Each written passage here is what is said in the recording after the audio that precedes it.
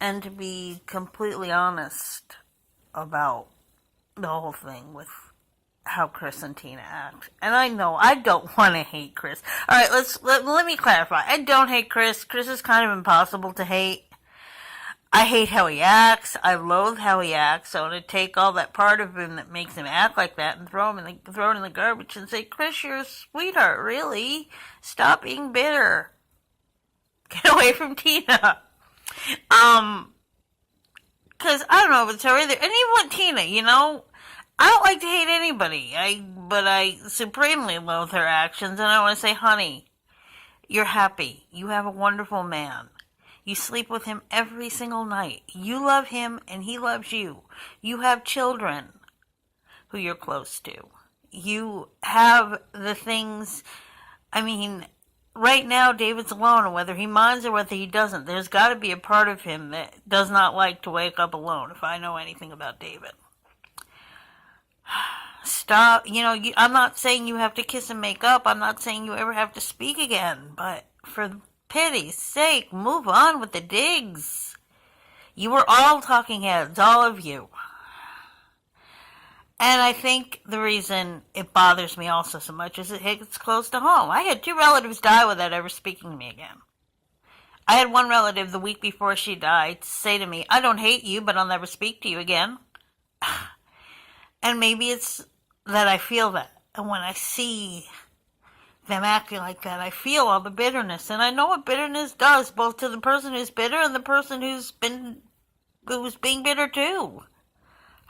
And it breaks my heart.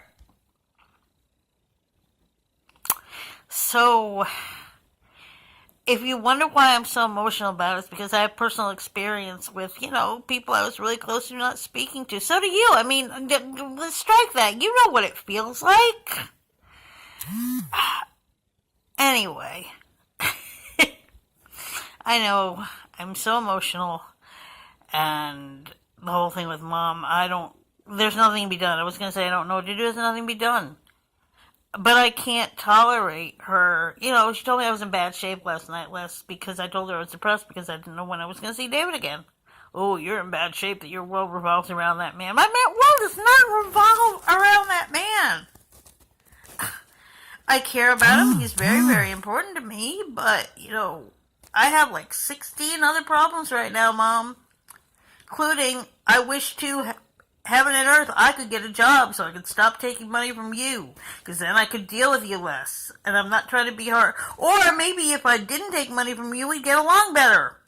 Because you're frustrated because she said to me, well, I don't feel this way. I would never feel that way. I've never felt that way about anybody. The whole love thing. I don't understand how you love people. Huh? Alright. Anyway, I'm considering, I was considering saying something about the thing on the forum, what happened last night, but you know what? I don't want to start World War 96. I can just tell you, because I think you'll understand. Yeah.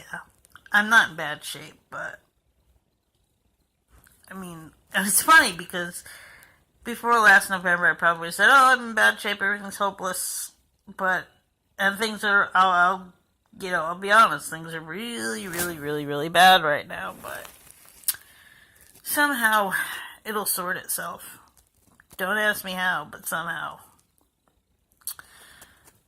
I'll try to get that other video uploaded to YouTube. It was just a wistful. I wanted it. It was so hard not to run on stage and hug him.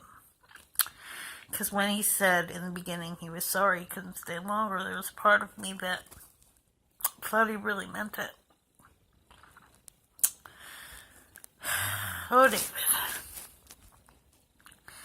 If Mom could really understand, she'd see why we love him so much.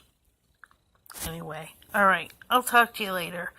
As I said, I'm writing a lot, I'm doing things, I have to find another new doctor, because the doctor who laughed when she found out I couldn't, when she was naming, depression medications, and I was telling her that none of them worked, and she laughed, wrong, no, I don't want you as my doctor, honey, if you think it's humorous. And I said, I said, I'm really happy you find it humorous. People. Anyway, I love you. And, with God's help and everything else, things will get sorted. It's funny, I think, if this had happened last year, I'd be crying and upset, and I have cried, but all's not lost. Never is, really. And again, thank you for helping me to always keep that in mind. Anyway, love you. Talk to you later.